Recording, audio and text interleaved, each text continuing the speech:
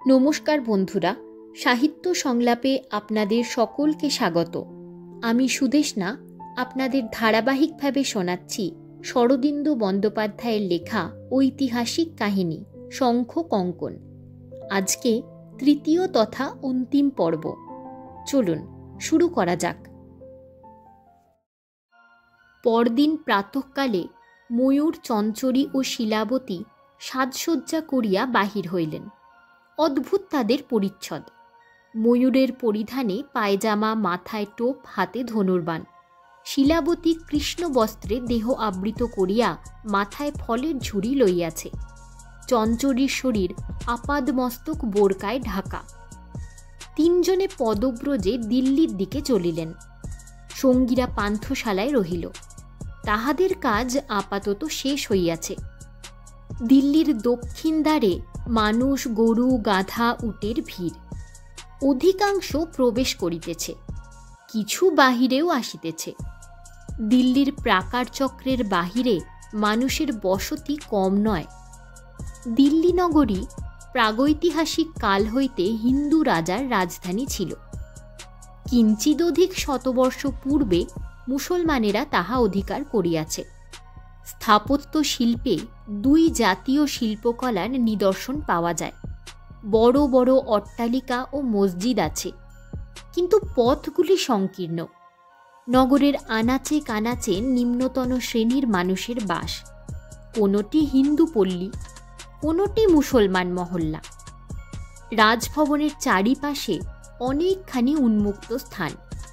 এখানে অহোরাত্র অশ্বারোহী রক্ষীর দল ঘুরিয়া বেড়াইতেছে।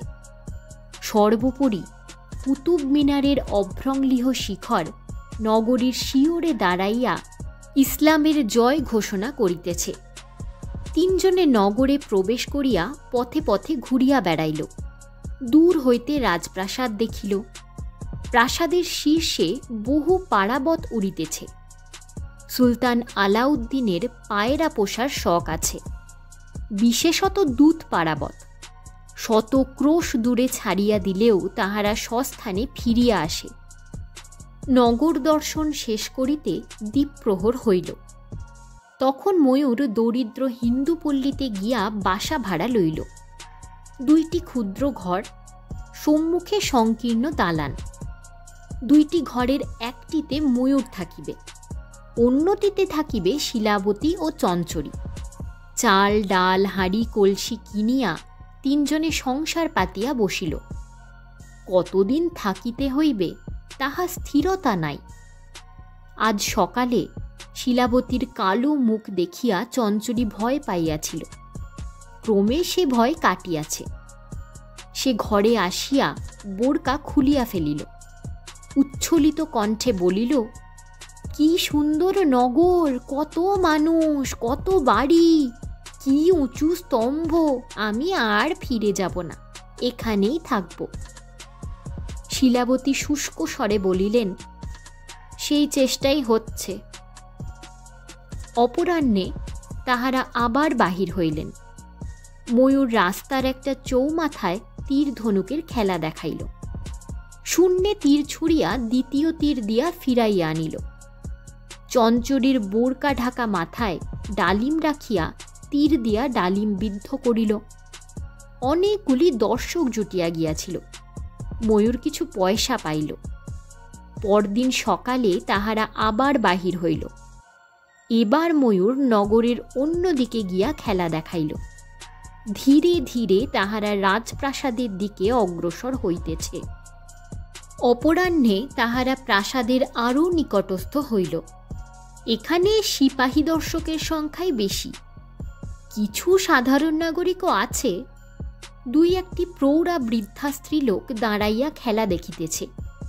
খেলা দেখাইতে দেখাইতে ময়ূর লক্ষ্য করিল, ভিড়ের মধ্যে একজন লোক আছে, যাহাকে সে পূর্বে দেখিয়াছে। খঞ্জ সাজিয়া যে তাহার মাথায় লাঠি মারিয়াছিল, সেই মামুদ। মামুদকে সে চিনিতে পারিলেও মামুদ তাহাকে নূতন বেশভূষায় চিনিতে পারে নাই। শিলাবতীর গুণ্ঠন ঢাকা মুখও দেখিতে পায় নাই। মামুদের খঞ্জ ভাব এখন আর নাই। সে একাগ্র চক্ষে খেলা দেখিতেছে। ময়ূর নির্বিকার মুখে খেলা দেখাইয়া চলিল। ভিড়ের মধ্যে একটি স্থূলকায়া প্রৌঢ়া রমণী নিষ্পলক নেত্রে শিলাবতীর অর্ধাবগুণ্ঠিত মুখ দেখিতেছিল। ক্রমে শিলাবতীর দৃষ্টি তাহার উপর পড়িল। দুইজনের চক্ষু অনেকক্ষণ পরস্পরের মুখে সম্বদ্ধ হইয়া রহিল। তীর ধনুকের খেলা শেষ হইলে দর্শকের দল ছত্রভঙ্গ হইয়া পড়িল। ময়ূর মাটি হইতে পয়সা কুড়াইতেছে, এমন সময় মামুদ আসিয়া তাহার কাছে দাঁড়াইল। মামুদের আকৃতি সরীসৃপের ন্যায়, চিবুকের নিচে চুটকি দাড়ি। পান চিবাইতে চিবাইতে দন্ত নিষ্ক্রান্ত করিয়া বলিল, খাসা খেলা দেখিয়েছ, তুমি তো দিল্লির লোক নও, মুলুক কোথায়? ময়ূর উত্তর দিল না, পয়সা কুড়াইয়া কোমরে রাখিল। মামুদ বলিল, তা তুমি পাঠান, মোগল, উজবুক যেই হও, আমার কি? কাছেই শরাবখানা আছে, চলো না, সেখানে খেলা দেখাবে, অনেক পয়সা পাবে। ময়ূর এবারও কথা বলিল না, শিলাবতীর দিকে তাকাইল। দেখিল তিনি সেই স্থূলকায়া প্রৌঢ়া রমণীর সহিত কথা কহিতেছেন। দুই চারিটি কথা বলিয়াই তিনি মুখ ফিরাইলেন। রমণী চলিয়া গেল। মামুদ কিন্তু দমিবার পাত্র নয়। সে চঞ্চরীর দিকে কটাক্ষপাত করিয়া বলিল, বোরকা ঢাকা ওটি বুঝি তোমার বিবি? বিবি নিয়ে দিল্লিতে এসেছ, খুব সাবধান, এখানে খুবসুরত বিবি বেবাক চুরি যায়। তবে তুমি যদি ভালো মুসাফিরখানায় থাকো তাহলে ভয় নেই, আমি একটি ভালো মুসাফিরখানা জানি। ময়ূর ধনুতে স্বর যোজনার ভান করিয়া বলিল, বেশি কথা বললে পেট ফুটো করে দেব। মামুদ লাফাইয়া পশ্চাৎপদ হইল এবং দূরে দাঁড়াইয়া গলার মধ্যে গজগজ করিয়া বোধ করি তুর্কি ভাষায় খিস্তি খেউর গাইতে লাগিল। সন্ধ্যা হইয়া আসিতেছে। শিলাবতী ও চঞ্চরীকে লইয়া ময়ূর ফিরিয়া চলিল। কিছু দূর গিয়া ময়ূর ঘাড় ফিরাইয়া দেখিল মামুদ দূরে থাকিয়া তাহাদের অনুসরণ করিতেছে। সে একটু বিমনা হইল। মামুদ অতি নিম্ন শ্রেণীর দুর্বৃত্ত। দিল্লিতে নবাগত ব্যক্তিদের ঠকাইয়া কিংবা সুবিধা মতো রাহাজানি করিয়া উদরপূর্তি করে। সে ময়ূরকে চিনিতে পারে নাই, তাহা নিঃসন্দেহে। চিনিতে পারিলে তাহার কাছে ঘেঁষিত না। কিন্তু মামুদ ক্ষুদ্র প্রাণী হইলেও তাহার সম্বন্ধে সাবধান থাকা আবশ্যক। ক্ষুদ্র প্রাণী অনেক সময় বৃহৎ কার্য ভ্রষ্ট করিয়া দিতে পারে। গৃহে ফিরিয়া চঞ্চরী বোরকা খুলিবার জন্য ঘরে প্রবেশ করিলে ময়ূর চুপি চুপি শিলাবতীকে জিজ্ঞাসা করিল, যে স্ত্রীলোকটির সঙ্গে কথা বলছিলেন সে কে? শিলাবতী মুখ টিপিয়া হাসিলেন, কবুতর বিবি। রাত্রির আহারের পর চঞ্চরী ঘুমাইয়া পড়িলে শিলাবতী নিঃশব্দে ময়ূরের ঘরে আসিলেন। বলিলেন, ময়ূর ভাই, আমি আবার বেরুব, কবুতর বিবির সঙ্গে দেখা করতে হবে। আজ তুমি যেখানে খেলা দেখিয়েছিলে সেখানে সে আসবে। ময়ূর বলিল, যাওয়া প্রয়োজন? শিলাবতী বলিলেন, নিতান্ত প্রয়োজন। ময়ূর উদ্বিগ্ন স্বরে বলিল, কিন্তু আপনি একা যাবেন? চলুন, আমি সঙ্গে যাই। শিলাবতী বলিলেন, না, চঞ্চরীকে একা রেখে যাওয়া নিরাপদ নয়। তুমি চিন্তা করো না, চাঁদের আলো আছে, আমি পথ চিনে যেতে পারব। শিলাবতী কৃষ্ণবস্ত্রে অঙ্গ ঢাকিয়া চলিয়া গেলেন। কবুতর বিবি হারেমের পুরাতন দাসী। যখন ইচ্ছা অন্দরে বাহিরে যাতায়াত করে, কেহ তাহাকে বাধা দেয় না। শিলাবতী নির্দিষ্ট স্থানে গিয়া দেখিলেন এক দেবদারু বৃক্ষের ছায়ায় কবুতর বিবি অপেক্ষা করিতেছে। রাত্রি তৃতীয় প্রহরে শিলাবতী ফিরিলেন। ময়ূর ধনুর্বাণ লইয়া দালানে বসিয়াছিল। রস্বস্বরে দুইজনের কথা হইল। তারপর উভয়ে আশান্বিত মনে নিজ নিজ কক্ষে শয়ন করিতে গেলেন। পরদিন সকালে ময়ূর খেলা দেখাইতে বাহির হইল না। বিকালে সাজসজ্জা করিয়া চঞ্চরী ও শিলাবতীকে লইয়া রাজপ্রাসাদের অভিমুখে চলিল। চঞ্চরীর দেহ বোরকায় ঢাকা, শিলাবতীর মাথায় ফলের ঝুড়ি।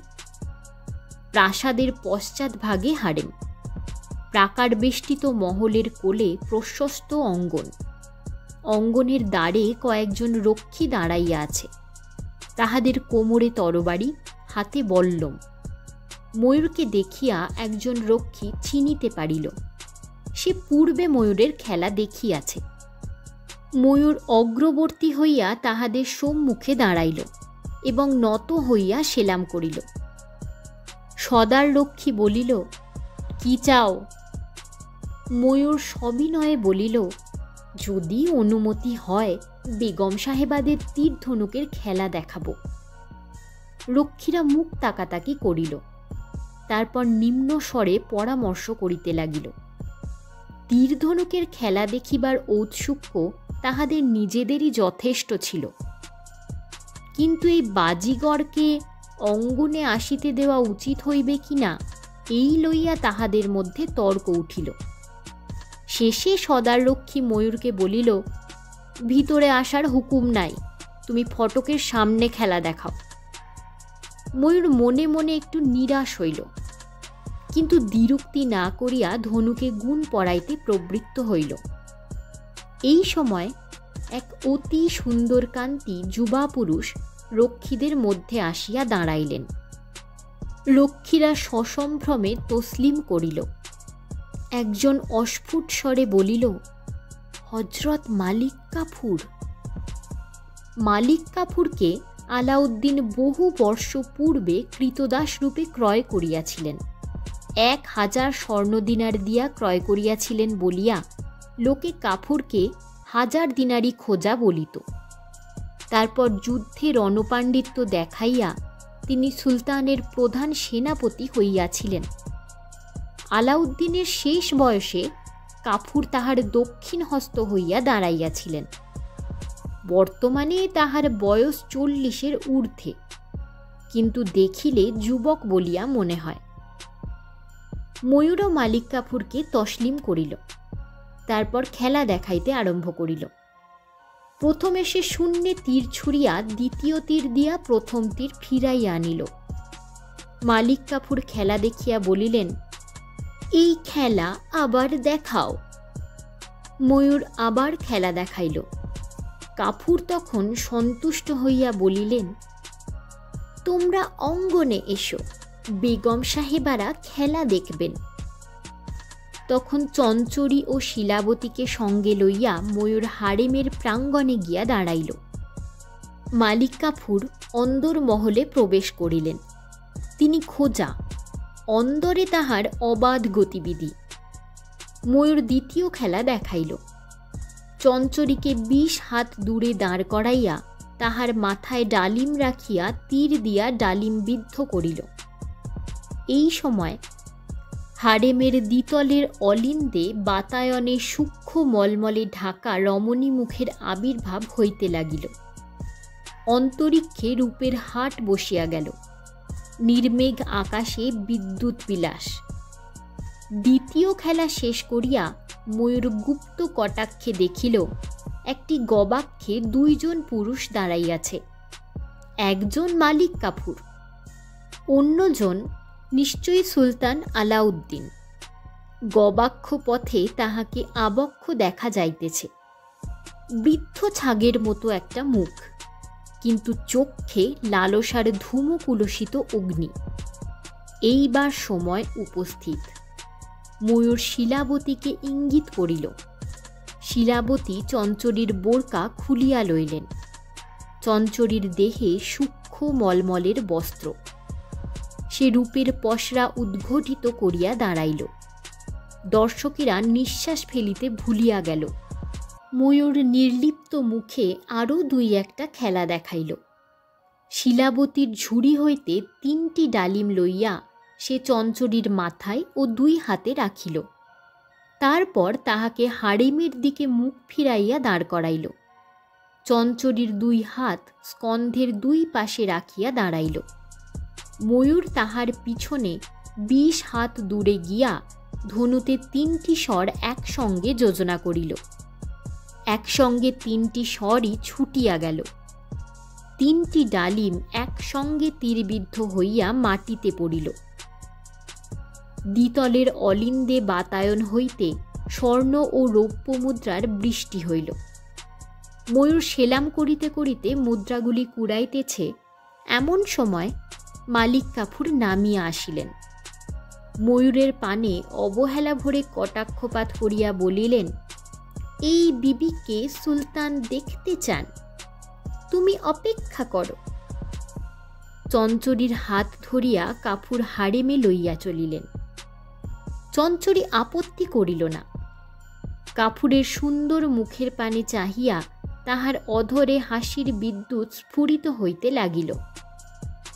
ময়ূর যেন হতবুদ্ধি হইয়া গিয়াছে এমনিভাবে দাঁড়াইয়া রহিল। তারপর শিলাবতীর পাশে গিয়া বসিল। শিলাবতীর মুখ অর্দাব গুণ্ঠিত। তিনি খর্ব কণ্ঠে বলিলেন, ওষুধ ধরেছে। ময়ূর জিজ্ঞাসা করিল, ওই বৃদ্ধই আলাউদ্দিন? শিলাবতী বলিলেন, হ্যাঁ। ময়ূর আর একবার আলাউদ্দিনের দিকে তাকাইল। ইচ্ছা করিলেই সে আলাউদ্দিনকে হত্যা করিতে পারে।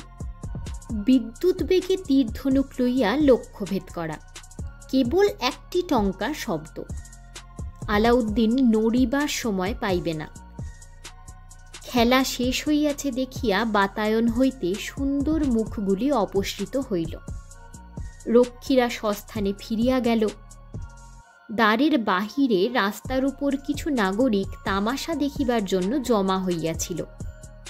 তাহারা অধিকাংশ ইতস্তত ছড়াইয়া পড়িল। 2-4 জন নিষ্কর্মা লোক আশেপাশে ঘুরিয়া বেড়াইতে লাগিল। শিলাবতী বলিলেন, তুমি থাকো, আমি ফিরে যাই। আজ রাত্রে কবুতর বিবির সঙ্গে আবার দেখা করতে হবে। ফলের ঝুড়ি মাথায় লইয়া তিনি চলিয়া গেলেন। ময়ূর আরও কিয়ৎকাল অপেক্ষা করিবার পর মালিক কাফুর ফিরিয়া আসিলেন। ময়ূরের হাতে এক মুঠি মোহর দিয়া সদয় কণ্ঠে বলিলেন, এই নাও তোমার বকশিস। বিবির জন্যে ভেবো না, সে সুলতানের কাছে সুখে থাকবে। মালিক কাফুর চলিয়া গেলেন। ময়ূর মোহরগুলির পানে তাকাইয়া কিছুক্ষণ দাঁড়াইয়া রহিল। তারপর সেগুলি কোমরে রাখিয়া ধনুর্বাণ হাতে নত মুখে হারেমের দেউরি পার হইয়া গেল। সে পথে কয়েক পদ অগ্রসর হইয়াছে, পিছন হইতে কণ্ঠস্বর শুনিতে পাইল, কি দোস্ত, বলেছিলাম কিনা দিল্লিতে বউ চুরি যায়। মামুদ পিছন হইতে আসিয়া তাহার সঙ্গে সঙ্গে চলিতে লাগিল। সহানুভূতিসিক্ত কণ্ঠে বলিল, দুঃখ করো না, যা বকশিস পেয়েছ তাতে 4টে বিবি কিনতে পারবে। এখন চলো শরাবখানায়, 2 পেয়ালা টানলেই মেজাজ দুরস্ত হয়ে যাবে। ময়ূরের একবার ইচ্ছে হইল চঞ্চরীর দেহের মূল্য মোহরগুলো মামুদের হাতে দিয়া তাহাকে বিদায় করিয়া দেয়। সে তো এই জন্যেই পিছনে লাগিয়া আছে, কিন্তু তাহা করিলে দুর্জনকে প্রশ্রয় দেওয়া হয়। ময়ূর রুখিয়া দাঁড়াইয়া বলিল, আমার মেজাজ ভালো নেই, বিরক্ত করো না, বিপদে পড়বে। মামুদ অমনি পিছাইয়া গেল। সে অত্যন্ত ভীরু। ময়ূরের মতো তীরন্দাজকে বেশি ঘাটাইতে সাহস করে না। কিন্তু সে ময়ূরের হাতে সোনা দেখিয়াছে, সহজে তাহাকে ছাড়িয়া দেওয়াও মামুদের পক্ষে অসম্ভব। রাত্রে আহারাদি সমাপ্ত হইলে শিলাবতী বলিলেন, অর্ধেক কাজ শেষ হয়েছে, এখনো অর্ধেক কাজ বাকি। ময়ূর প্রশ্ন করিল, কবুতর বিবি পায়রা ধরতে পারবে তো? প্রাসাদের ছাদে পায়রার খোপ, রাত্রে সহজেই ধরা যাবে। রাত্রি গভীর হইলে শিলাবতী বাহির হইলেন। আজ আর ময়ূরের গৃহে থাকিয়া পাহারা দিবার প্রয়োজন নাই। সেও তীরধনুক লইয়া শিলাবতীর সঙ্গে চলিল। চঞ্চরীর কথা ভাবিয়া তাহার একটা নিঃশ্বাস পড়িল। চঞ্চরীর ভাগ্যে কি আছে কে জানে, তাহার বুদ্ধি বেশি নাই, হয়তো বেশি দুঃখ পাইবে না। পথ জনহীন, আকাশে আধখানা চাঁদ। দুইজনে পথ চলিতে চলিতে অনুভব করিলেন কেহ দূরে থাকিয়া তাহাদের অনুসরণ করিতেছে। ময়ূরের মুখে ক্রোধের ভ্রুকুটি দেখা দিল। সে চাপা গলায় বলিল, হতভাগা মামুদ। শিলাবতী বলিলেন, ও যদি জানতে পারে হারেমের দাসীর সঙ্গে আমাদের যোগাযোগ আছে, কবুতর বিবি বিপদে পড়তে পারে। ময়ূর বলিল, আমি ব্যবস্থা করছি। সে পিছনে ফিরিয়া কাহাকেও দেখিতে পাইল না, কিন্তু নিস্তব্ধ বাতাসে সন্তর্পণে পদশব্দ শুনিতে পাইল। তখন সে শিলাবতীর হাত ধরিয়া টানিয়া একটি গৃহের ছায়াতলে লুকাইল। চাঁদের আলোয় ছায়া বড় গাঢ় হয়। ময়ূর ধনুকে স্বরসংযোগ করিয়া প্রস্তুত হইয়া রহিল। কিছুক্ষণ পরে দূরে একটি মানুষ আসিতেছে দেখা গেল। আরও কাছে আসিলে ময়ূর দেখিল মামুদি বটে। তখন সে আকর্ণ ধনু টানিয়া স্বর নিক্ষেপ করিল। মরণাহত কুকুরের মতো একটা বিকট চিৎকার। মামুদ রাস্তায় পড়িয়া গড়াগড়ি যাইতে লাগিল। শিলাবতী বলিলেন, মরে গেল নাকি? ময়ূর বলিল, না, উড়ুতে মেরেছি, ওকে সত্য সত্যই খোঁড়া করে দিলাম। কিন্তু এখানে আর নয়, হয়তো লোকজন এসে পড়বে। কিন্তু দিল্লির অধিবাসীরা বুদ্ধিমান। দ্বীপ্রহর রাত্রে অতি বড় বিকট শব্দ শুনিলেও ঘরের বাহির হয় না।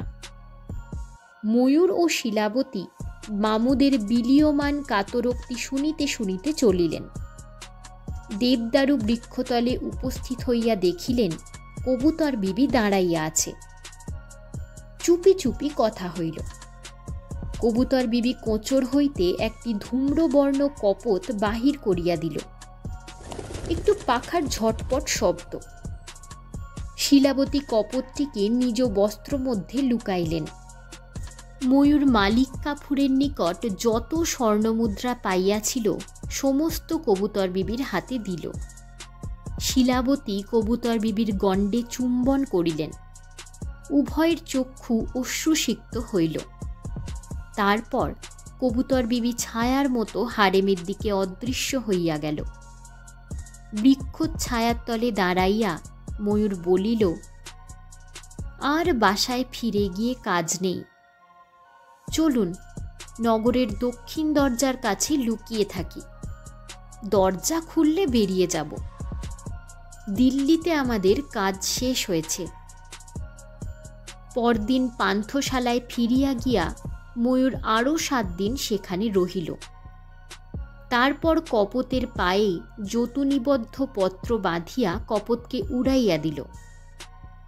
অভ্রান্ত কপোত একবার চক্রাকারে ঘুরিয়া দিল্লির দিকে উড়িয়া গেল। ময়ূর মনশ্চক্ষে দেখিতে পাইল কপোত রাজপ্রাসাদের চূড়ায় গিয়া বসিয়াছে। কোনো পরিচারিকা তাহার পায়ে পত্র বাঁধা আছে দেখিয়া সুলতানকে খবর দিল। তারপর সুলতান আলাউদ্দিন সেই পত্র পড়িলেন। দুরাচারীর পাপ জর্জরিত জীবনের চরম পরিণাম। ইহার পর আলাউদ্দিন বিকৃত মস্তিষ্ক ও ভগ্ন স্বাস্থ্য লইয়া 3 বৎসর বাঁচিয়াছিলেন। ইহাই ইতিহাসের সাক্ষ্য। চৈত্র মাসের শেষে একদা রাত্রিকালে রাজা ভূপ সিংহ প্রাসাদের ছাদে উঠিয়া একাকী পদচারণ করিতেছিলেন। কৃষ্ণপক্ষের রাত্রি চন্দ্রহীন। পঞ্চমী তিথির চাঁদ বিলম্বে উঠিবে। নক্ষত্র বিকীর্ণ স্বল্পান্ধকারে পরিক্রমণ করিতে করিতে রাজা চিন্তা করিতেছিলেন। মাত্র কয়েক মাস পূর্বে চঞ্চরীকে লইয়া ময়ূর দিল্লি গিয়াছে। এখনো তাহার ফিরিবার সময় হয় নাই। কিন্তু সকলের মনেই উদ্বেগপূর্ণ প্রতীক্ষ্ণ, সকলেই যেন অন্যমনস্ক। রাজসংসারের ভৃত্য পরিজন নিঃশব্দে কাজ করিয়া যায়, কাহারও মুখে হাসি নাই। সীমন্তিনীর মুখে শীর্ণ কঠিনতা। রাজকুমারী সোমশুক্লা দিন দিন যেন শুকাইয়া যাইতেছেন।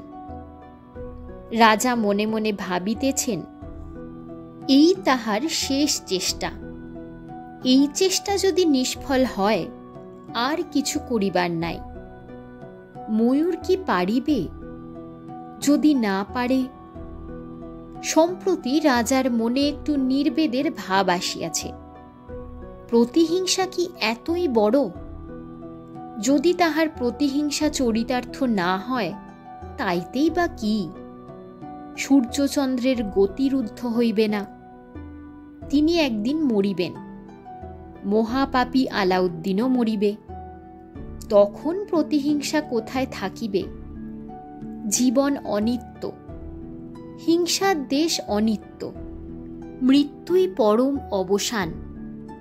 পূর্বাকাশে পিতাভ খণ্ডচন্দ্র উদয় হইল। রাজপুরী সুপ্ত, নগর সুপ্ত, পৃথিবীও সুপ্ত। এই সুপ্ত পৃথিবীর শিয়রে মহাপ্রকৃতি যেন দীপ জ্বালিয়া দিয়াছে। এই পরম মুহূর্তেও কি মানুষের মনে হিংসাদেশ আছে? হায়, সংসারে যদি হিংসাদেশ না থাকিত! ময়ূর কি ফিরিয়া আসিবে? তাহার প্রতি ভূপসিংহের মেহ জন্মিয়াছিল, বিশ্বাস জন্মিয়াছিল। সে যদি ফিরিয়া না আসে, যদি রামরুদ্রের মতো সেও ঘাতকের হস্তে হত হয়? নিস্তব্ধ বাতাসে ক্ষীণ রেশাধ্বনি শুনিয়া রাজা সেই দিকে চক্ষু ফিরাইলেন। রাজপুরীর সম্মুখ পথ দিয়া একদল লোক আসিতেছে। রাজার চোখের দৃষ্টি এখনো তীক্ষ্ণ আছে। তিনি দেখিলেন, যাহারা আসিতেছে তাহাদের মধ্যে একটা দোলা এবং একজন অশ্বারোহী রহিয়াছে। রাজা রুদ্ধশ্বাসে ক্ষণকাল দাঁড়াইয়া রহিলেন। তারপর দ্রুত ছাদ হইতে নামিতে লাগিলেন। নিশ্চয়ই ময়ূর ফিরিয়াছে, কিন্তু সঙ্গে দোলা কেন? তবে কি চঞ্চরীকে সে ফিরাইয়া আনিয়াছে? দ্বিতলে অবতরণ করিলে কুমারী সোমশুক্লা পিছন হইতে চকিত স্বরে ডাকিলেন, পিতা! কিন্তু রাজা শুনিতে পাইলেন না। ময়ূর প্রাসাদ সম্মুখে অশ্ব হইতে অবতরণ করিল। রাজা একাকী দাঁড়াইয়াছিলেন। তাহার পদপ্রান্তে নতজানু হইয়া বলিল, আর্য, আমি ফিরে এসেছি। কার্যসিদ্ধি হয়েছে। কার্যসিদ্ধির কথা রাজার কানে পৌঁছিল কিনা সন্দেহ। তিনি কম্পিত স্বরে বলিলেন, দোলায় কে? ময়ূর বলিল, একটি স্ত্রীলোক আপনার দর্শন চায়, তাকে সঙ্গে এনেছি। মহারাজ, আপনি নিজ কক্ষে গিয়ে বসুন, আমি এখনই দর্শন প্রার্থীকে নিয়ে আসছি। রাজা কক্ষে গিয়া স্বয়ং দীপ জ্বালিলেন। তারপর ভূমিতলে বসিয়া পড়িলেন। তাহার দেহ মনের সমস্ত শক্তি যেন ফুরাইয়া গিয়াছে। স্নায়ুমণ্ডল আলোড়িত হইতেছে। ময়ূর কাহাকে সঙ্গে করে আনিয়াছে? কে তাহার দর্শন প্রার্থিনী? ময়ূর দ্বারের কাছে আসিয়া দাঁড়াইল। সঙ্গে কৃষ্ণাননা একটি স্ত্রীলোক। দ্বারের কাছে ক্ষণকাল ন যজৌ ন তস্থৌ থাকিয়া স্ত্রীলোকটি ছুটিয়া আসিয়া রাজার পদপ্রান্তে পড়িল। অবরুদ্ধস্বরে কাঁদিয়া উঠিল, পিতা, আমাকে কি গৃহে স্থান দেবেন? আমি দাসী হয়ে থাকব, আমার পরিচয় কেউ জানবে না। রাজা পক্ষাঘাতগ্রস্তের ন্যায় ক্ষণিক নিশ্চল রহিলেন। তারপর উন্মত্তবৎ চিৎকার করিয়া উঠিলেন, শিলা, শিলা! ময়ূর দ্বারের কাছে প্রহরীর ন্যায় ঋজু দেহে দাঁড়াইয়া রহিল। শিলাবতী প্রথমে ময়ূরের সঙ্গে পিতৃগৃহে ফিরিয়া আসিতে চাহেন নাই, বলিয়াছিলেন, আমি ভ্রষ্টা ধর্মচ্যুতা, আমাকে গৃহে স্থান দিলে পিতার কলঙ্ক হবে। তিনি যদি আমাকে গ্রহণ না করেন। ময়ূর বলিয়াছিল, যদি গ্রহণ না করেন আমরা দুই ভাই বোন অন্য কোথাও চলে যাব। বিস্তীর্ণা পৃথিবীতে কি দুটি মানুষের স্থান হবে না? তখন শিলাবতী সম্মত হইয়াছিলেন। ময়ূর চাহিয়া দেখিল রাজার বাহ্যজ্ঞান নাই। তিনি কন্যাকে শিশুর মতো আদর করিতেছেন। মা আমার, মা আমার, কন্যা, কন্যা, কন্যা। ময়ূর একটু সংকুচিত হইয়া পড়িল। এই হৃদয়াবেগ হইতে দূরে সরিয়া যাওয়াই ভালো। সে দ্বার বন্ধ করিয়া চলিয়া যাইবার উপক্রম করিতেছে, আবার ইতস্তত করিতেছে। এমন সময় কেহ তাহার হস্ত স্পর্শ করিল। ময়ূর ফিরিয়া দেখিল সোমশুক্লা। সোমশুক্লার মুখ ঈষৎ কৃশ, চোখের কোলে ছায়া। কিন্তু তাহার হাসি দেখিয়া ময়ূরের মনে হইল, ইহার অধিক পুরস্কার বুঝি পৃথিবীতে আর নাই। সে কুমারীর হাত ধরিয়া উদ্যানে লইয়া গেল। চাঁদ আরেকটু উপরে উঠিয়াছে, আরেকটু উজ্জ্বল হইয়াছে। চন্দ্রালোকে দুইজনে পরস্পরের মুখ দেখিলেন। তারপর সোমশুক্লা ভঙ্গুর কণ্ঠে বলিলেন, ভালো ছিলে? এই কয়েক মাসের অদর্শন যেন তাহাদের মনের ব্যবধান সরাইয়া দিয়াছে, প্রকৃত সম্বন্ধ জানাইয়া দিয়াছে। ময়ূর বলিল, তোমার শঙ্খ আমার সমস্ত বিঘ্ন দূর করেছে, অতি সহজে কার্যসিদ্ধি হয়েছে।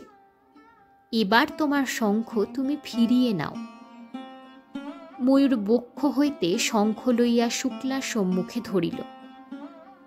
শুক্লা হস্ত প্রসারিত করিয়া বলিলেন, তুমি পরিয়ে দাও। তারপর কতক্ষণ কাটিয়া গেল কেহ জানিল না। একটি বৃক্ষ শাখায় একদল পাখি সমস্বরে কলকূজন করিয়া আবার নীরব হইল। রাত্রি শেষ হইয়া আসিতেছে। ময়ূর বলিল, আমি যাই। শুক্লা জিজ্ঞেস করিলেন, কোথায় যাবে? ময়ূর বলিল, রাজার কাছে। তিনি বলেছিলেন, যদি কার্যসিদ্ধি হয় আমাকে অদেয় তার কিছুই থাকবে না, তাই পুরস্কার চাইতে যাচ্ছি। রাজা আপন কক্ষে ঋজু দেহে বসিয়াছিলেন। তাহার মুখ প্রফুল্ল, মনে হয় 10 বছর বয়স কমিয়া গিয়াছে। ঝটিকা বিক্ষুব্ধ সমুদ্র শান্ত হইয়াছে। ময়ূর প্রবেশ করিতেই তিনি অধরে অঙ্গুলি রাখিয়া ইঙ্গিত করিলেন। পাশের দ্বীপহীন কক্ষে ভূমিশয্যায় পড়িয়া শিলাবতী ঘুমাইতেছেন। যেন 17 বছরের পুঞ্জীভূত গ্লানি নিদ্রার কোলে নামাইয়া দিয়াছেন। রাজা চুপি চুপি বলিলেন, শিলা ঘুমিয়ে পড়েছে, ও আমার কাছে এই রাজভবনেই থাকবে। সাবধান, ওর প্রকৃত পরিচয় যেন কেউ জানতে না পারে। তুমি ওকে দিল্লি থেকে এনেছ, এই ওর একমাত্র পরিচয়। ময়ূর বলিল, তাই হবে আর্য, ও আমার জ্যেষ্ঠ সহোদরা। রাজা তখন ময়ূরের স্কন্ধে হাত রাখিয়া গভীর প্রীতি ভরে বলিলেন, বৎস, তুমি আমার পুত্রের তুল্য। তোমাকে যে কাজ দিয়েছিলাম তার 100 গুণ কাজ করেছ তুমি। কি পুরস্কার চাও বলো। ময়ূর ধীরে ধীরে বলিল, মহারাজ, যদি আমার প্রতি প্রসন্ন হয়ে থাকেন তবে আমি আপনার কাছে কুমারী সোমশুক্লার পানি প্রার্থনা করি। রাজা ক্ষণকাল স্তম্ভিত হইয়া রহিলেন। শেষে বলিলেন, সোমশুক্লা? কিন্তু কিন্তু ময়ূর বলিল, তিনি আমার উচ্চাকাঙ্ক্ষা জানেন, তার অমত নেই। রাজা বলিলেন, কিন্তু তুমি অজ্ঞাত কুলশীল, তোমার সঙ্গে শুক্লার বিবাহ দিলে সপ্তমপুরের রাজাদের কাছে তোমার কি পরিচয় দেব? ময়ূর নীরব রহিল। রাজা ভ্রু কুঞ্চিত করিয়া আকাশ পাতাল ভাবিতে লাগিলেন। তাহার পুত্র নাই, তাহার মৃত্যুর পর জামাতাই রাজ্য পাইবে। ময়ূরের মতো যোগ্য উত্তরাধিকারী কোথায় পাওয়া যাইবে? কিন্তু তবু অজ্ঞাত কুলশীল, শীল রক্ষা করা রাজার কর্তব্য। উচ্চ কুলশীল দুরাচার লম্পটের সহিত কন্যার বিবাহ হইলে কেহ নিন্দা করে না।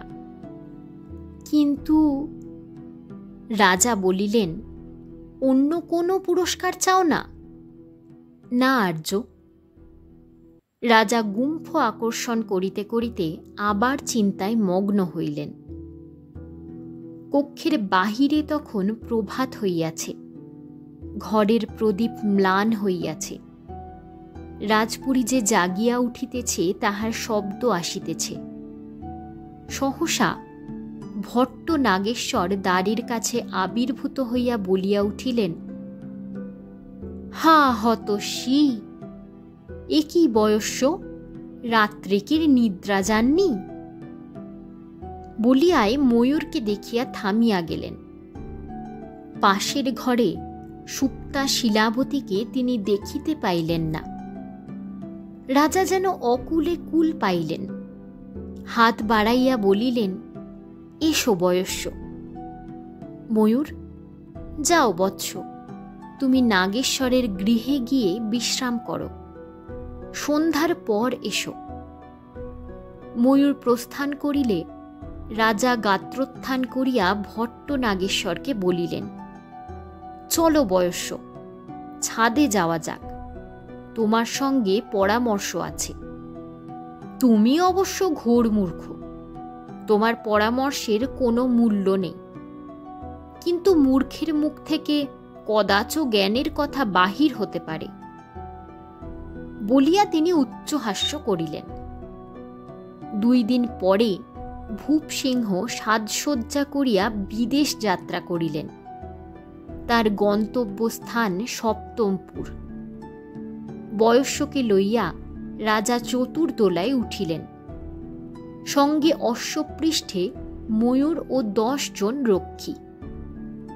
সপ্তমপুরের অপুত্রক রাজা সূর্যবর্মা বন্ধুকে পাইয়া পরম আহ্লাদিত হইলেন। ভূপসিংহ তাহার আলিঙ্গন মুক্ত হইয়া বলিলেন, ভাই, আমার কন্যা সোমশুক্লার সঙ্গে একটি যুবকের বিবাহ স্থির করেছি। যুবকটি অতি সৎপাত্র, কিন্তু নাম গোত্রহীন। তুমি তাকে দত্তক নেবে এই প্রস্তাব নিয়ে তোমার কাছে এসেছি।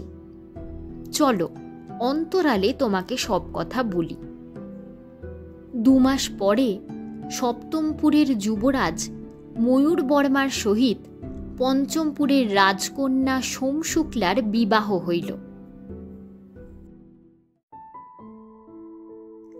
আজ এ পর্যন্তই।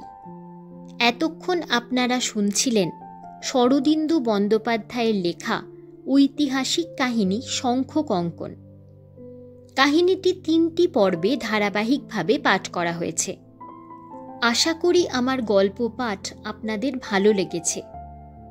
এরকমই বিভিন্ন গল্প ও কবিতা শুনতে আমার চ্যানেলটিকে লাইক, শেয়ার ও সাবস্ক্রাইব করুন, আর পাশে থাকা বেল আইকনটিতে ক্লিক করে দিন, যাতে আমি যখনই কোনো নতুন গল্প বা কবিতা নিয়ে আসব তার নোটিফিকেশনটি পৌঁছে যায় আপনাদের কাছে।